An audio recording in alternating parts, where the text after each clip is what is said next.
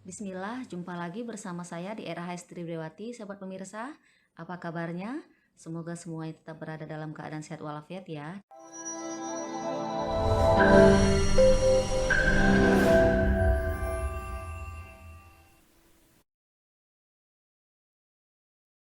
Sahabat RHS Tribriwati, kali ini kita akan membicarakan mengenai antibiotik.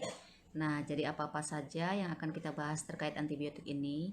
Pertama, pengertiannya, kemudian perbedaannya dengan antimikroba, kemudian penggolongannya berdasarkan mekanisme kerja dan juga aktivitasnya. Dan yang terakhir adalah alasan mengapa obat antibiotik ini harus diminum sampai habis dan apa bahaya dari terjadi resistensi dengan antibiotik ini.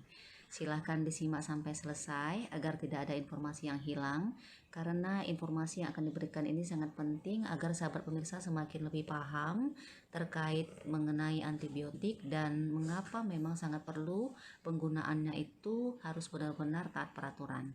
Dan obat ini juga termasuk obat keras, artinya hanya bisa diperoleh dengan resep dokter.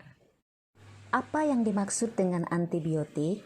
Antibiotik adalah zat kimia atau senyawa kimia yang dihasilkan oleh mikroorganisme yang dapat menghambat pertumbuhan ataupun membunuh mikroorganisme lain.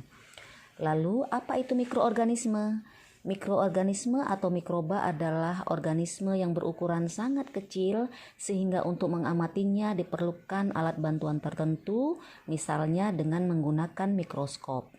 Nah, jadi yang termasuk mikroorganisme ini adalah bakteri, jamur, protozoa, dan juga virus. Lalu apa perbedaannya dengan antimikroba? Antimikroba adalah zat kimia dari sumber biologis atau yang dihasilkan oleh sintesis kimia yang dapat membunuh atau menghambat pertumbuhan mikroorganisme. Jadi, berdasarkan pengertian ini bisa kita ketahui bahwa antimikroba skupnya lebih luas dibandingkan antibiotik, atau dengan kata lain, antibiotik merupakan bagian dari antimikroba. Berikutnya, apa saja macam-macam atau penggolongan antimikroba ya? Jadi, penggolongannya dapat kita lihat sebagai berikut ini. Pertama, berdasarkan aktivitasnya. Berdasarkan ini dapat dibagi menjadi bakterisid dan bakteriostatik. Untuk bakterisid artinya sediaannya dapat membunuh mikroba, sedangkan bakteriostatik artinya hanya menghambat pertumbuhan mikroba. Selanjutnya berdasarkan spektrumnya. Nah, berdasarkan spektrumnya terdiri dari spektrum sempit dan luas. Penggolongan ini didasarkan kepada jenis kuman atau bakteri yang mana obat ini bisa bekerja. Untuk spektrum sempit, maka sediaannya aktif pada jenis bakteri tertentu, apakah gram positif atau gram negatif. Misalnya yang aktif terhadap kuman gram positif adalah penisilin G, sedangkan yang terhadap kuman gram negatif adalah gentamisin. Selanjutnya, pada spektrum yang luas, obat dapat bekerja atau aktif tidak hanya pada salah satu jenis bakteri, tapi dapat aktif baik gram positif dan gram negatif. Yang termasuk di sini adalah misalnya cefalosporin dan juga kloramfenikol. Selanjutnya, penggolongan berdasarkan mekanisme kerja. Nah, di sini kita lihat bagaimana gambaran sel bakteri yang terdiri dari dinding sel, membran sel, bagian di dalam sel yang mengandung materi-materi yang berperan dalam perkembangan sel melalui sintesis protein dan DNA.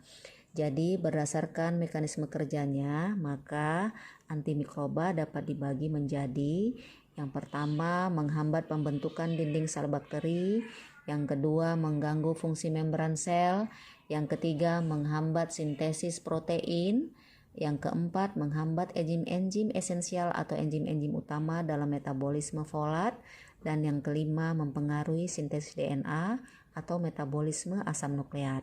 Nah, di sini bisa dilihat ya masing-masing contohnya.